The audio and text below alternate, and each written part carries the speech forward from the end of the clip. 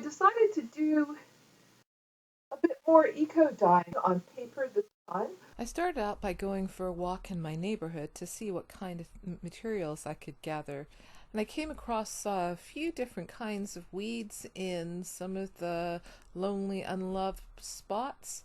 The blackberries have turned into raisins on the vines. It's been so hot and dry, but surprisingly, there's a few flowers. And I also noticed that there's a lot of knotweed out completing the blackberries, and it has no redeeming qualities.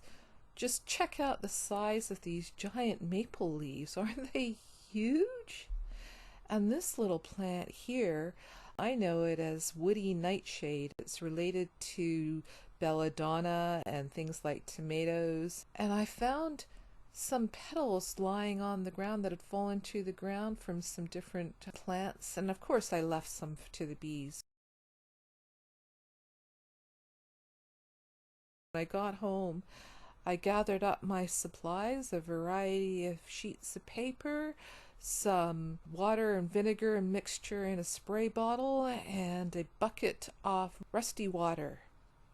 And I started laying out my materials. This is smoke bush or cotinus mixed with some maple leaves on this page, and I've had really good success on cellulose fabrics with these two materials. They really have given some really beautiful, well-defined patterns, and I'm interested to see what they'll do on the paper here, because it's paper is also cellulose. I'm hoping that it will, some paper is actually made of cotton, but I think most of this paper is made from wood pulp. Then the next layer, I'm putting down some Jerusalem artichoke flowers. We have these growing in our backyard.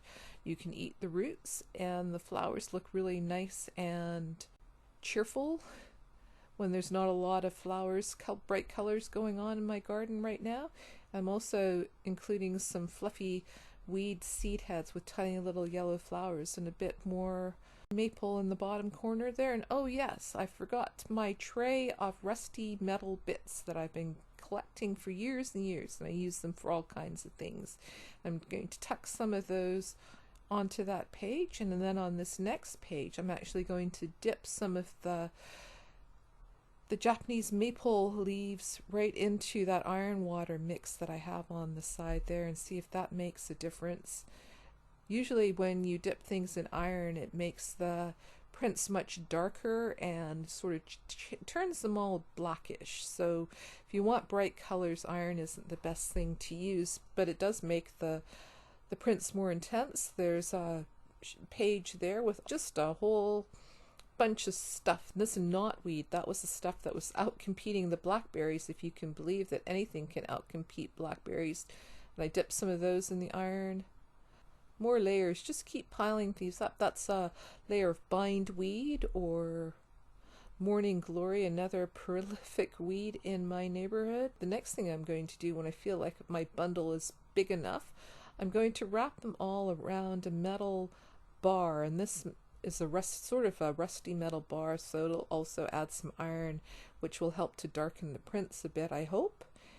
And I'm going to then tie it up. The more tightly you tie up the bundles, the better chance you have of getting good prints. And this string that I have here is very fancy, expensive shibori string that's been dipped in an indigo bath and turned it blue, but it's all knotted up. I need to take better care of them if I want to use them again. So I'm just going to temporarily tie this bundle up with a little strip of ribbon. And I used all of the materials that I picked up during my walk. And here are those rose petals that I found on the ground outside somebody's house. And this next layer is getting rose petals mixed with those dried blackberries that I found. We'll see if what kinds of things they do. And there's that giant maple leaf. And here I've got those white fallen flowers that I found on the ground as well. In this bundle, I'm not wrapping it around a core at all. I just wrapped up the pages with the materials just as they were, and see if that does anything. Now this last bundle, the third and last bundle, I wrapped up with the sheet of copper that I have. Copper tends to brighten plant colors, and of course everything got well wrapped up, as I mentioned.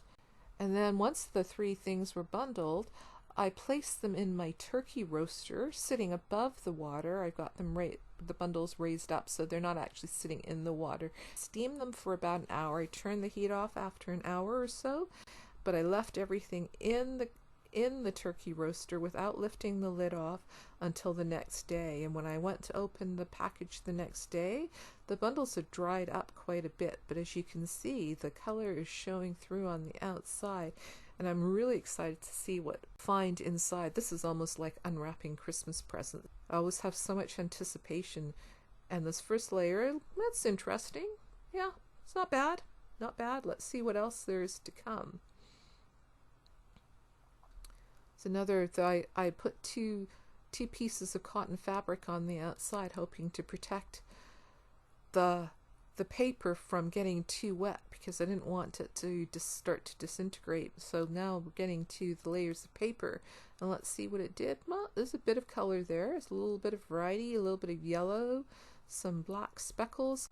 This is braille paper. So I noticed that by bundling up the braille, I thought that something interesting might happen with the little dots, raised dots, but they just ended up getting flattened out. This next sheet of paper is rice paper. It's quite thin and transparent, and it's got really nice sort of swirls going through it. And this is just a ordinary piece of slightly greenish yellow ledger paper. And let's see, well, interesting. It's interesting. So far is not anything particularly fantastic. Oh, I'm starting to see some of the blackberry colors showing through. I wonder where that's coming from. It looks like it's coming up from a lower layer, because I don't see any actual blackberries here. Let's see, maybe the blackberries are under, oh yeah, there they are. There's the blackberries under that layer. They made their way through several layers of the paper to color several sheets of paper. It's another sheet off the thin rice paper, and here's a page of sheet music. And as I'm wiping the plant material away, the page is starting to tear. I'm gonna have to, I think I'll leave that one until it's completely dry, and then it will hopefully be easier to take the stuff off. A few more of those little blackberries. Let's see, another layer. Oh, more tearing. Okay, I'm gonna have to be really careful that I don't tear up any more of those pages, and I'm going to think about what I can do to repair them. Sort of one of the things that come up in my work recently is visible mending is something that I've been doing with fabric, and something I can do on paper as well. And I'm not particularly crazy about any of these that have come out, but some of them aren't bad. So here are some of the pieces that I liked better. This khadi paper is really interesting. I got it from somebody who was downsizing, and as far as I can tell, it's a company that makes paper in India and Nepal, and they make really interesting handmade papers. A lot of them 100% cotton fiber and hemp and latka and kozo and different exotic types of materials that are used to make paper. Now I'm going to have a really good think about what I want to do with this paper. And I'm thinking about making it into a book and then making some more modifications on top, but we'll see what ends up happening.